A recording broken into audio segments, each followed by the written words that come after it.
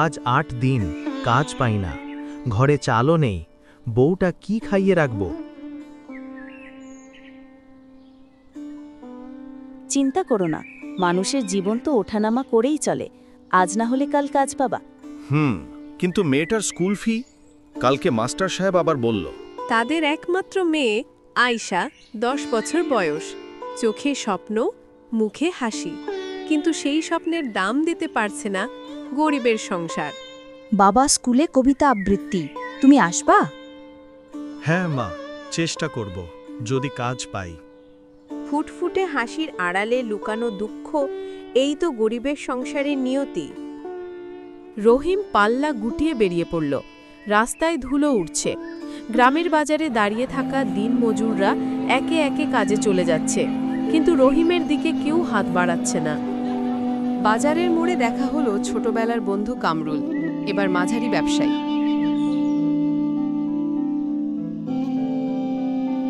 দেখো রহিম, আজকে আমার 5 জন মানুষ লাগবে, কিন্তু তোমার শরীরটা দুর্বল, কাজ সামলাতে পারবা তো?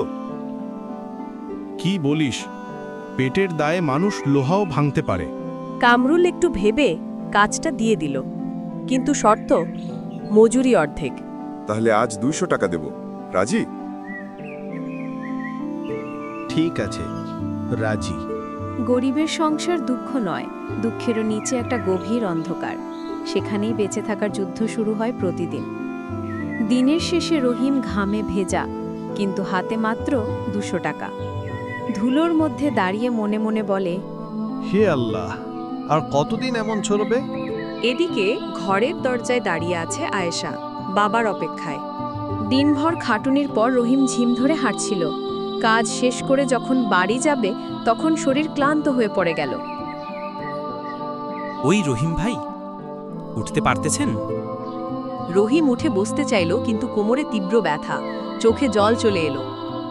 আরে রহিম, তোমার মতো লোককে কাজে নিলে এই ঝামেলায়। এখন চিকিৎসা খরচ আমি দিব কেন? ভাই, 200 টাকায় কাজ করলাম, অন্তত একটু পানি। চলো, কাজের সময় শেষ, বাড়ি যাও। কেউ সাহায্য করল না। খুঁড়িয়ে খুঁড়িয়ে রহিম বাড়ির পথে রওনা দিল। মাঝপথে আয়েশার স্কুলের সামনে দাঁড়িয়ে একটু বিশ্রাম নিলে হঠাৎ মেয়েটার কান্নার শব্দ। স্কুলের গেটে একদল বাচ্চা আয়েশাকে ঘিরে দাঁড়িয়ে। তোর বাবা তো ভাঙা জামা পরে, গরিবের মেয়ে তুই। মাস্টার বলছিল তোর ফি বাকি, তুই নাকি বহিষ্কার হবি। কাঁদিস না মা, তোর বাবা বেঁচে থাকতে তোকে স্কুল থেকে কেউ তুলতে পারবে না। রহিম, আমি তোমাকে বারবার বলেছি, স্কুল চালাতে খরচ লাগে। কাল দুপুরের মধ্যে 600 টাকা না আনলে এ মেয়েটা ক্লাসে বসতে পারবে না। রহিমের মাথা ঘুরে উঠল। কোমরের ব্যথা, অপমান, অভাব, সব মিলিয়ে জীবনটা যেন একটা অন্ধকার কুয়াশা। রাত। বাড়ির কাঁচা ঘরে একটি কেরোসিনের বাতি টিমটিম করছে। রহিম বিছানায় পড়ে আছে, ব্যথায় মুখ বিকৃত। মারুফা পাশে বসে সেঁক দিচ্ছে। এই অবস্থা হয় কি করে?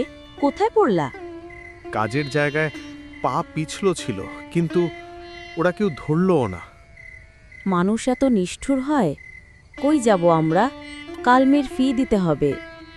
আরে, আমার শরীর তো একেবারে ভেঙে গেল, কিন্তু টাকা কোথায় পাবো?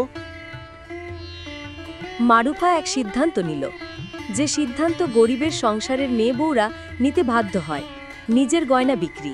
মারুফা কাঠির বাক্স খুলে বের করল একজোড়া পুরনো কানের দুল, নিজের বিয়ের স্মৃতি।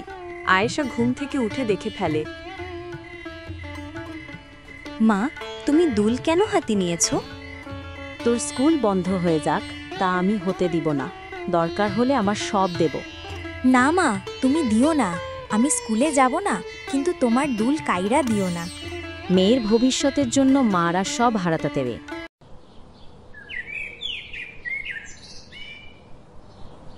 সকালে দুল বিক্রি করতে বাজারে যাবে, ঠিক তখনই দরজায় কড়া নাড়ার শব্দ। দরজার সামনে দাঁড়িয়ে হাজি সোলেমান, গ্রামের এক দানশীল মানুষ। হাজি সোলেমান গ্রামের বড়লোক, কিন্তু হৃদয়টা সোনার মতো। তিনি রহিমের অসুস্থতার কথা শুনে নিজেই এলেন।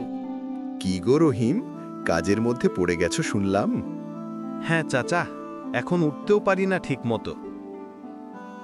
দুনিয়ার সবকিছু টাকার চেয়ে বড় মানুষ। তুমি কাজ করবা, কিন্তু তার আগে সুস্থ হও। তিনি পকেট থেকে টাকা বের করলেন।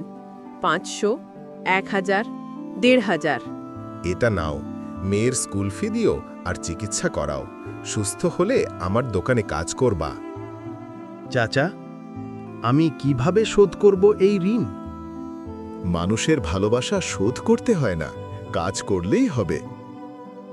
মারুফার চোখে পানি, কিন্তু সেই পানি দুঃখের নয়, স্বস্তির। চাচা, তুমি অনেক ভালো। তুমি মন দিয়ে পড়াশোনা করো মা, একদিন আমাদের গ্রামের নাম উজ্জ্বল করবা। এইবার হয়তো আমাদের ভাগ্য বদলাবে।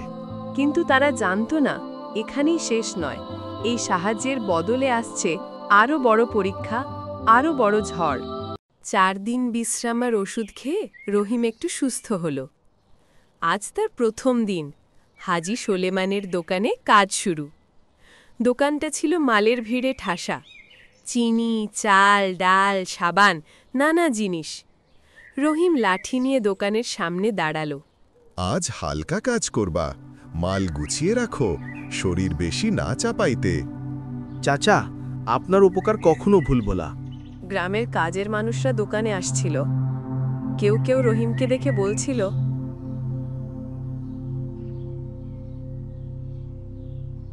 দেখো, রহিম এখন হাজী সোলেমানের দোকানে।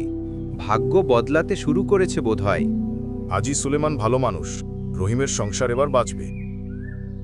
রহিম এসব শুনে মনটা শক্ত করল, কিন্তু দূরে দাঁড়িয়েছিল কামরুল। এই যে রহিম ভাই, হাজী সাহেবের দোকানেও ঢুকে পড়লা দেখছি। চাচা দয়া করেছে, এই যন্ত্রণার সময় তোকে পাইনি। দেখো, বেশি খুশি হইও না, দোকানে কাজ তো চিরদিন থাকবে না। কামরুল, মানুষের দুঃখে হাসলে সুখ টিকবে না। রহিম আমার দোকানে কাজ করবে, এতে তোমার সমস্যা কি? কামরুল চুপ করে চলে গেল, কিন্তু তার মনে তৈরি হলো আগুন, প্রতিশোধের আগুন। দিনের শেষে হাজী সোলেমান রহিমের হাতে 300 টাকা দিলেন। আজকের মজুরি নাও, শরীর খারাপ তাই কমই কাজ করছো। রহিম খুশি মনে দোকান বন্ধ করার জন্য ভিতরে যায়। ঠিক তখন কামরুল চুপি সারে দোকানের পেছন দিক দিয়ে ঢুকে রহিমের থলিটা চুরি করে নিল।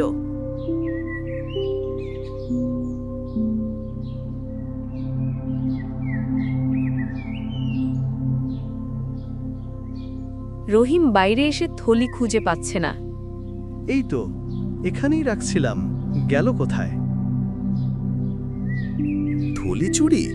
দোকানের ভিতরে তুই ছাড়া আর কেউ ঢোকে নাই? কে করবে? আমি কি ভুল করে বাইরে ফেললাম নাকি? দূরে দাঁড়িয়ে কামরুলের মুখে হালকা হাসি। সে এটা করেছে কেউ জানবে না, এই ভেবেই আত্মতৃপ্তি। রাতের অন্ধকারে রহিম বাড়ি ফিরল। হাত খালি, মুখ গম্ভীর। কি হলো? দোকানে কাজ করলা তো, টাকা কেন আননি? থলি হারিয়ে গেছে, মজুরি সব গেল। বাবা, তুমি মন খারাপ কইরো না, তুমি আবার পেয়ে যাবা। মা, তুই আমার শক্তি।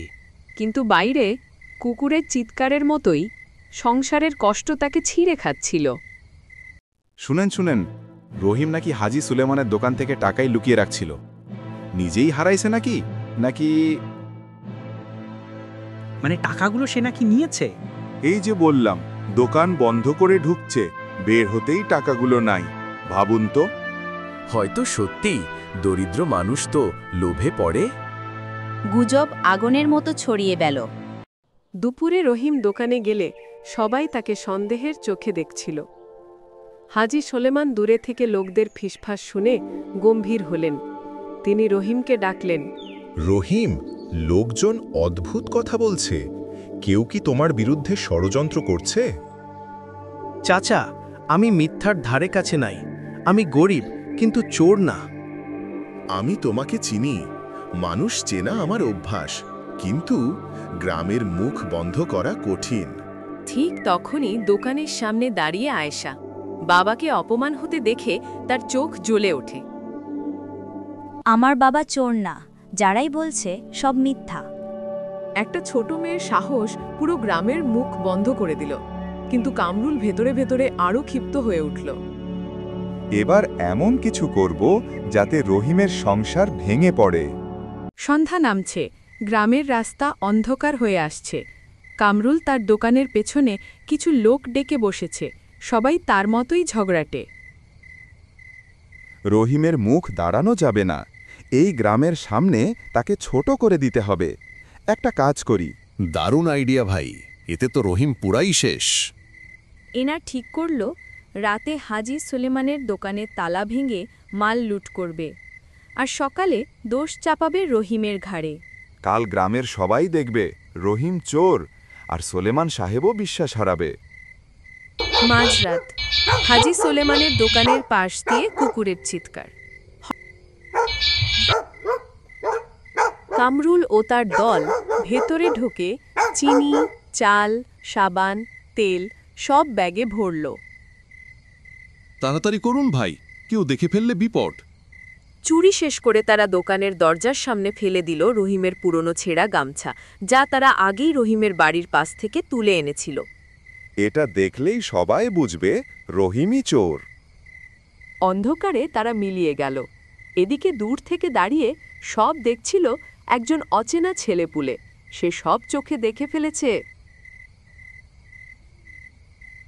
সূর্য ওঠার আগেই বাজারে হইচই। হায় রে, হাজি সোলেমানের দোকান ভেঙে মাল চুরি গেছে। লোকজন দোকানের সামনে ভিড় করেছে, মাটিতে পড়ে আছে রহিমের গামছা। দেখলেন চোর কে? রহিম ছাড়া কে? কালই তো দোকানে টঙ্কার হারাইছে, এখন আবার চুরি? এই লোকটা ঠিক না।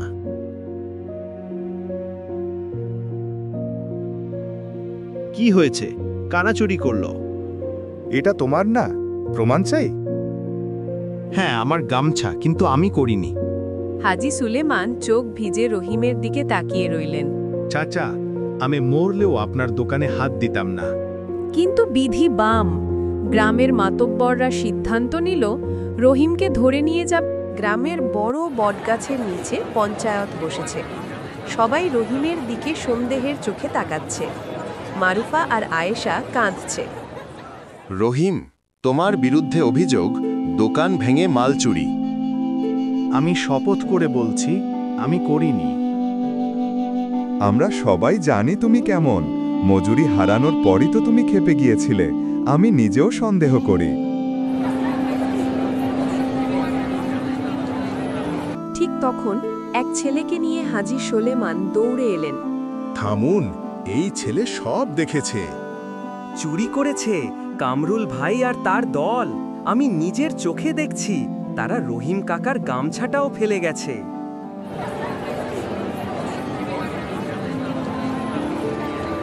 কামরুল, তুমি এমন কাজ করলা? রহিমের সংসার নষ্ট করতে চুরি? লজ্জা হওয়া উচিত। না মানে আমি তো। এটা গুরুতর অপরাধ। দোকান ভাঙা, চুরি, নিরপরাধের ওপর দোষ চাপানো, সবাই মিলে শাস্তি দেবে। রহিম দাঁড়িয়ে আছে, তার চোখে পানি, কিন্তু সেই পানি স্বস্তির, যেন বুকের উপর থেকে পাহাড় নেমে গেছে। দেখলা, আল্লাহ সত্যের বিচার করেছেন। আমি বলছিলাম না বাবা, তুমি ভালো মানুষ। রহিম, আমার দোকানে তুই এখন প্রধান কাজের লোক। মজুরি হবে আগের দ্বিগুণ, আর তোমার মেয়ের পড়াশোনার খরচ আমি দেখব। চাচা, আমি কি করে শোধ করব? শোধ করার দরকার নাই, তুই ভালো মানুষ, এটাই যথেষ্ট। রহিম হাঁটছে, মুখে হাসি।